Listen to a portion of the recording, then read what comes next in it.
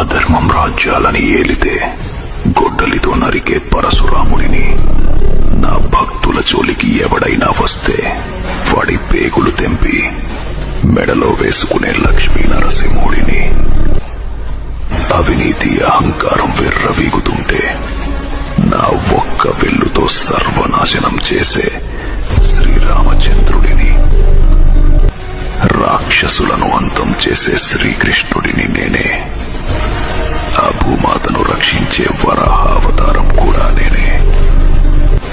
నేనే శివుడుని, నేనే బ్రహ్మాని, అన్ని లోకాల్లో నేనే, ప్రతి అణువులోనూ నేనే. ఈ సృష్టిలో ఉన్నది నేనే, ఈ సృష్టి అంతా నేనే.